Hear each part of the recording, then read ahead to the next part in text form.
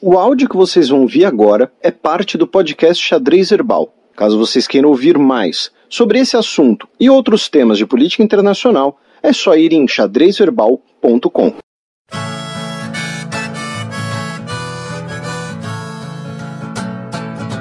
Coluna aberta.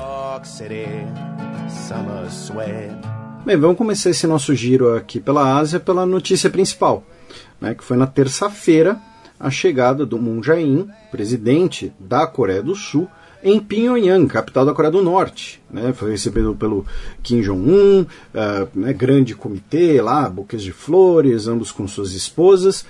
E uma coisa interessante que é o seguinte, o Moon Jae-in, ele não foi sozinho, tá? Ele não foi só ele e um outro político, ele foi com uma comissão de 150 pessoas, tá? Incluindo aí desde políticos, artistas, atletas, o presidente da LG, o herdeiro da Samsung, né? Então assim, a ideia de uma comitiva que para discutir as relações entre as duas Coreias num nível, né, em espectro bastante amplo, em diversos aspectos. A relação, né, essa relação estava morna, né, como vocês sabem, né, nossos ouvintes mais tradicionais, né, que recentemente o Mike Pompeo, né, o Sesc Pompeia, teve uma visita cancelada à Coreia do Norte, teve aquelas trocas de cartas, né, a Coreia do Norte chegou a dizer que estava desapontado e tudo mais. E só para a gente fazer uma breve recapitulação, né, uma coisa que eu venho explicando aqui no programa desde o início dele, e é uma coisa que, inclusive, fez muita gente, né, ganhar confiança no programa. Por quê? Porque na grande mídia, né, até por tempo e tal, é aquela coisa um pouco caricata, né, do Kim Jong-un ser o doido, né, das armas nucleares e tal. Mas vamos lembrar, a Coreia do Norte, ela está negociando com os Estados Unidos o seu processo de desnuclearização. Né? Lembrando que essa é a grande cartada da Coreia do Norte numa negociação com o Sul ou com os Estados Unidos por ser basicamente o que ela tem a oferecer. Né? Ela não tem o poder econômico do Sul, não tem o alcance diplomático e cultural do Sul, então a Coreia do Norte tem as suas armas nucleares para oferecer numa negociação. Só que ambos, né, Coreia do Norte e Estados Unidos estão naquela brincadeira de quem pisca primeiro. Os Estados Unidos diz que a Coreia do Norte precisa iniciar o seu processo de desnuclearização e mandar um inventório completo do seu programa nuclear e de mísseis. E, do lado da Coreia do Norte, eles estão esperando algum sinal dos Estados Unidos, como, por exemplo, a retirada das armas nucleares da Península Coreana, ou um acordo, né, que encerre oficialmente o conflito coreano, reconheça a Coreia do Norte, estabeleça relações completas, né, garantindo que seria mais difícil, pelo menos, o caminho para uma intervenção militar na Coreia do Norte. O Moon Jae-in ficou na Coreia do Norte 3 dias, 2 dias e meio, né, mais ou menos, mas mesmo assim bastante tempo, e no dia 19, na quarta-feira, soltaram a Declaração Conjunta de Pyongyang. Né, foi um documento de 6 artigos, cada um com alguns parágrafos específicos, e ela falava que os dois líderes discutiram o excelente progresso feito desde a adoção da histórica Declaração de Panmunjom, né, aquela de abril, que rendeu aquelas várias imagens, né, dos líderes de mãos dadas e todo mundo, e falaram também em conversas francas para o melhor convívio entre os dois países. Dos 6 artigos, né, o foco principal aqui, breve resumo, né, factual disso daí.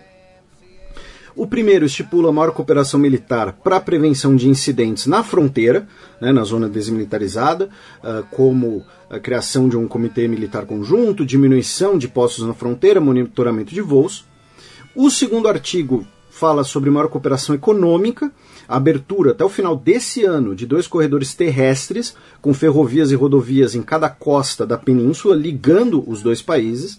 Também a retomada do conjunto industrial fronteiriço de Kaesong, que une empresas do Sul e trabalhadores do Norte. A gente já explicou, já citou esse complexo industrial aqui anteriormente, né? Ele possibilita que trabalhadores do Norte trabalhem em empresas do Sul, em fábricas de empresas do Sul, já como um convívio entre as duas sociedades e também como uma possibilidade de investimento da Coreia do Sul no norte. A criação de zonas especiais econômicas turísticas, também controle e cooperação em temas ambientais e de saúde pública. O terceiro artigo fala de questões humanitárias e reuniões familiares de pessoas separadas pela guerra, incluindo uma nova iniciativa inédita, uma instalação permanente para esse tipo de encontro, né, uma espécie de um centro onde famílias poderiam viajar permanentemente para se encontrarem. Em quarto lugar, uma série de iniciativas para reconciliação e unidade para demonstrar o espírito da nação coreana, como cooperação esportiva e cultural. E aqui é interessante notar uma coisa. O documento, o tempo todo, ele fala de nação coreana, né, no singular. E em relação ao esporte, por exemplo, foi determinado, né, de trocas de visitas de trupes artísticas e atletas, uma participação conjunta na Olimpíada de Verão em 2020 e uma proposta conjunta para receber os Jogos Olímpicos de Verão em 2032. Tá? Então, né, um avanço muito grande se isso realmente for para frente. Né? E é uma forma de você curar uma cicatriz de um país. Né? Uma península que é uma nação somente, é um mesmo povo, mas separado em dois países e que receba, por exemplo, uma Olimpíada junto. Para a gente fazer um paralelo, é mais ou menos como a Alemanha recebendo a Copa em 2006, né, pós-reunificação em 1990.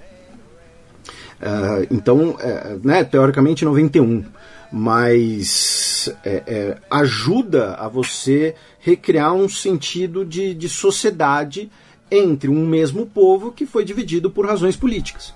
Então isso eu achei bastante interessante. O quinto artigo é o principal, que chamou mais atenção, né, que fala de que ambos os lados comungam da visão de que a Península Coreana precisa ser transformada em uma terra de paz, livre de armas nucleares e ameaças nucleares. Né, ou seja, uma referência política norte-coreana de que o país não vai abrir mão das suas armas nucleares sem garantias dos Estados Unidos. E coloca que o norte irá desmontar de forma permanente o local de testes de motores de mísseis em Dongchang-hee, sob observação de especialistas estrangeiros, e também que o norte está disposto a adotar outras medidas, como o desmonte das instalações nucleares em Yongbyon. O sexto e último artigo fala de uma visita do Kim Jong-un à capital Seul, né, a capital da Coreia do Sul. E assim, o que tudo isso significa? Né? Essa é a parte mais factual. Agora a gente vai para a parte mais analítica, né? Que é o seguinte, o Kim Jong-un, ele pode, né, estar, não vou dizer blefando, mas ganhando tempo. Por quê? Porque essas instalações que ele ofereceu supostamente não seriam mais de tanto valor para os norte-coreanos. Né? Eles já teriam obtido o que poderiam delas e podem continuar com seu programa de armamentos em outras instalações. Vamos lembrar que qualquer afirmativa nesse sentido é especulativa.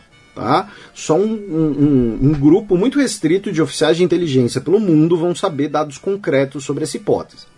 Mas, né, a questão aqui é segurar um pouco o otimismo, né? Não achar que o Kim Jong-un, que é a Coreia do Norte, que qualquer estado soberano iria sair por aí abrindo mão da sua capacidade nuclear, né, de forma livre, espontânea e aberta.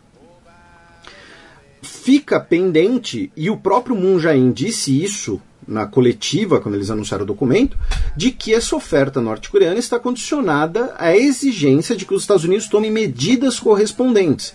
Ou seja, continua aquela questão de quem vai piscar primeiro, né, quem vai mostrar as cartas primeiro. Resta ver como vai ser a reação dos Estados Unidos nesse assunto, se nós teremos alguma conversa, alguma oferta por parte dos Estados Unidos. Semana que vem teremos a Assembleia Geral da ONU, nós teremos, né, conversas no âmbito do Conselho de Segurança da ONU, a gente já vai chegar nesse assunto, e, eventualmente, quem sabe, né, o Kim Jong-un pode ir até Nova York representando a Coreia do Norte. É improvável, mas não é impossível. o que possibilitaria ele mais um encontro pessoal com o Trump, que é o que o Kim Jong-un deseja, né? Ele deseja negociar diretamente com o Trump.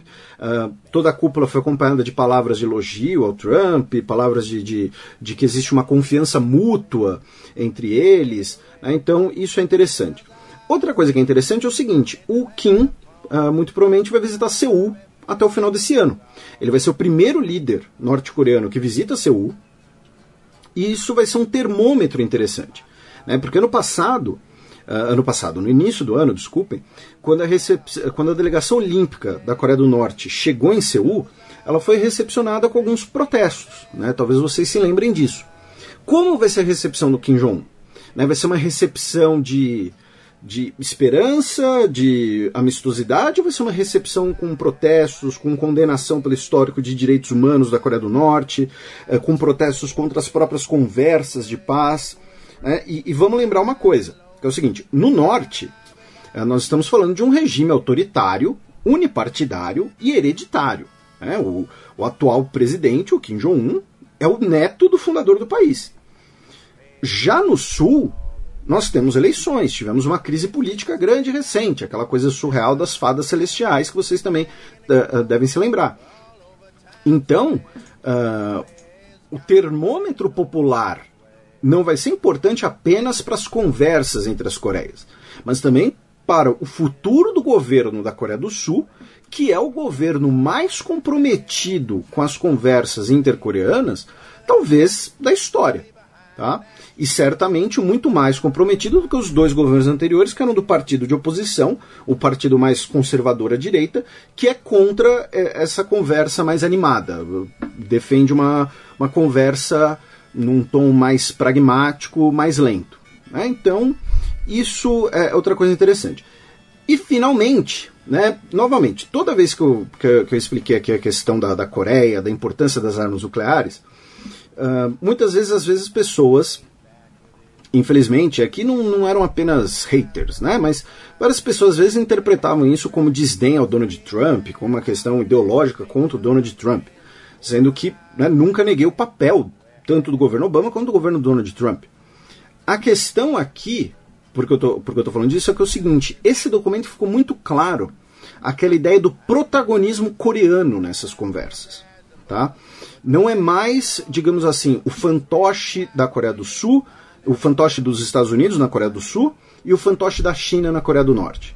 Agora a gente está falando de um país com armas nucleares e mísseis balísticos capazes de atingir o continente americano e, do outro lado, uma potência regional com uma economia extremamente desenvolvida, com alcance mundial em aspectos econômicos, culturais, com empresas, artistas. Então, estamos falando aqui de uma conversa em outro patamar. E ambas as Coreias, né, elas querem um protagonismo nessa conversa coreana. Não é apenas o Donald Trump negociando as armas nucleares, não é apenas a China impondo uma solução. Não, são as duas Coreias conversando e o documento inteiro, vou repetir, é no singular. O preâmbulo da declaração diz que os líderes reafirmaram o princípio de independência e autodeterminação da nação coreana. Apenas uma nação. E quando eu falo independência e autodeterminação, o que isso quer dizer? Olha, a gente está conversando sobre a desnuclearização, sobre negócios, sobre uma reunificação, não é porque a China mandou, porque os Estados Unidos mandou. A gente está conversando porque a gente quer e porque nós somos o mesmo povo. Então, essa noção do protagonismo coreano também fica muito mais evidente nesse documento. Né? Nos outros encontros anteriores, ela era mais simbólica, mais indireta, digamos assim. E aí, para fechar, né, esse simbolismo, nós tivemos o presidente da Coreia do Sul, Moon Jae-in, visitando o Monte Baekdu, na fronteira do norte, perto com a China. Né? Eles foram lá encontrar o Cabo da Ciolo no monte. E o que esse monte tem de especial? Né? É um vulcão, não um monte, para começar, um vulcão de 2.700 metros de altitude.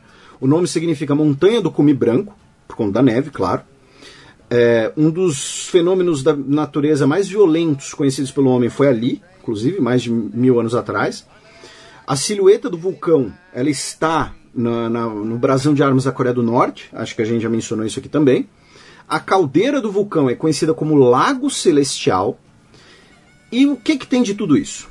O vulcão seria o local de nascimento de Danung, né, o lendário fundador da primeira dinastia coreana, a Gojoseon, né, lembrando que Joseon é um dos nomes da Coreia em coreano, digamos assim, mais de 4.000 anos atrás. Tá? Na verdade, assim, uns 4.500 anos atrás. E os coreanos veem essa montanha como o local de nascimento da Coreia e como um local sagrado. E os coreanos costumam fazer peregrinações para essa montanha. No caso dos sul-coreanos, que não podem entrar no norte, eles sobem a esse vulcão pelo lado chinês. O Moon Jae-in se tornou o primeiro sul-coreano, junto com os seus acompanhantes, que sobe essa montanha sagrada pelo local coreano, digamos assim, não é o lado norte-coreano, é o lado coreano, ponto. Ele encheu garrafas d'água com a água do Lago Celestial. O próprio nome que eles dão para o lago deixa clara a importância desse símbolo para eles, né? Tiveram declarações lá em cima, tiraram fotos de mãos dadas e tudo mais. E assim, isso pode parecer, quando a gente olha, né, especialmente, né, eu falando isso pode até soar estranho, já que eu costumo ter uma interpretação mais realista e pragmática das relações internacionais, e muita gente pode olhar e achar que isso é uma bobagem, né, mas é um simbolismo muito grande, com uma repercussão para as pessoas, inclusive, né, para as relações públicas, as fotos disso, né, é uma questão simbólica dessa reconciliação coreana, né, você ter o presidente da Coreia do Sul no topo dessa montanha sagrada, chegando pelo lado coreano, né, junto com o líder da Coreia do Norte. Então isso acaba tendo um simbolismo muito importante para as pessoas comuns, né, para a população. É um local sagrado para os coreanos e ele estava lá. Bem, para a gente fechar aqui um breve giro pela Ásia, como mencionei questão de sanções, os Estados Unidos acusou na segunda-feira, dia 17, a Rússia de violar as sanções contra a Coreia do Norte, de ter contrabandeado, né, combustíveis, especialmente para a Coreia do Norte. E aí, na semana que vem, no domingo, dia 23 de setembro, nós teremos a chegada do Sesc Pompeia a Nova York, para a Assembleia Geral da ONU, e no dia 27 de setembro, ele vai presidir uma sessão do Conselho de Segurança das Nações Unidas sobre sanções contra a Coreia do Norte e sobre o acordo de desnuclearização e os avanços, ou não, na perspectiva dele, né, dessas conversas. O embaixador russo na ONU, claro, né, o Vassily Nebenzia, negou as acusações americanas. E, ainda em relação às sanções, muito provavelmente o tema estará no discurso do Trump na Assembleia Geral da ONU, né, o discurso aberto, e também no tema de sanções, o Hassan Rouhani, embora a gente ainda vá falar de Oriente Médio nesse programa, ele teria oferecido um encontro bilateral com o Donald Trump em Nova York, né, já que o Rouhani vai para a Assembleia Geral da ONU. Então veremos aí como vai ser esse cenário. E falando em sanções, os Estados Unidos adotou mais sanções contra a China agora, por ter violado as sanções contra a Rússia. Vou explicar, né? A Rússia ela está sob diversas sanções dos Estados Unidos pela questão da Crimeia e por ter tentado interferir nas eleições dos Estados Unidos, né? Tentado interferir em assuntos domésticos dos Estados Unidos. E essas sanções incluem tecnologia militar. E a Casa Branca afirmou essa semana que a China, né, o Departamento de Desenvolvimento de Equipamentos da China e outras empresas e algumas empresas ligadas a esse departamento, empresas estatais chinesas, claro, né, e os funcionários desse departamento adquiriram equipamentos russos nos últimos meses, em dezembro de 2017 e em janeiro de 2018, violando essas sanções. Então, os Estados Unidos impôs sanções contra essas organizações do governo chinês e contra esses indivíduos. Muito provavelmente eles não terão um impacto concreto, já que a China ela não consome, ela não compra produtos militares ocidentais desde o massacre da Praça da Paz Celestial, em 1989. Né? A Europa veta a venda de armas para a China desde 89. E muitas vezes você tem um veto europeu e isso acaba estando relacionado também à indústria militar dos Estados Unidos, já que muitas vezes muitos equipamentos têm componentes de diferentes origens, né? Então, os Estados Unidos impôs sanções pela compra de caças Sukhoi 35 e também sistemas de mísseis antiaéreos, os S-400, né? Esses que estão dando, né, muito o que falar nos últimos tempos, que a gente mencionou aqui várias vezes. A China, por sua vez, anunciou que vai impor sobretaxas contra 60 bilhões de dólares em produtos dos Estados Unidos que entram na China, como retaliação às tarifas americanas, né, parte aí dessa guerra comercial que está se desenrolando entre as duas potências. Porém, tem um problema, né? A China, daqui a pouco, ela vai começar a ficar sem opções de sobretaxa, já que, no total, as tarifas chinesas já atingem cerca de 110 bilhões de dólares das importações americanas, o que é 85% dessa pauta. Já os Estados Unidos, como ele importa 500 bilhões, ele pode ainda taxar um monte de coisa. Só que, embora isso possa parecer bom num primeiro momento para os Estados Unidos, a China está ficando sem opções, legal, eles vão ter que ceder, a China pode partir para outro tipo de retaliação, outro tipo de sanção. Como, por exemplo, afirmar que todos os produtos dos Estados Unidos precisam passar por uma inspeção sanitária, né? Alguma coisa assim. Essa inspeção sanitária tem um custo, né, de desembaraço. Ou então impor cotas, né, limitar a importação de alguns produtos. E o que acontece? A maior parte do que a China importa dos Estados Unidos são produtos agrícolas. E isso afeta os estados onde o Donald Trump é mais forte, né? A soja, o leite. Então, isso pode, né, ter um impacto eleitoral contra o Donald Trump nas eleições desse ano. No Japão, o Shinzo Abe foi reeleito como líder do seu partido, né, como esperado. Então, ele provavelmente vai seguir no seu terceiro mandato como primeiro-ministro. E ao final desse terceiro mandato, é possível que ele se torne, né, o primeiro-ministro mais longevo da história japonesa. Porém, no caso do Shinzo Abe, é bom lembrar que essa atual passagem dele é a segunda, né? Ele ficou um ano entre 2006 e 2007, setembro de 2006 a setembro de 2007, e agora ele está desde dezembro de 2012, tá?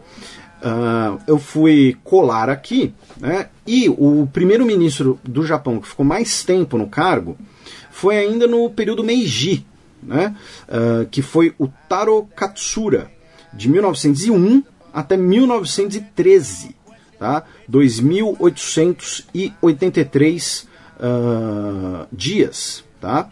Isso em, né, 3 mandatos separados. Não foi non-stop, digamos assim, né, mas, inclusive, no seu último reinado já não era mais, né, no seu último cargo já não era mais o imperador Taishi, né, era o Yoshihito, né, o filho dele, o pai do Hirohito, né, que foi o imperador japonês durante a Segunda Guerra Mundial, né, pai do atual imperador.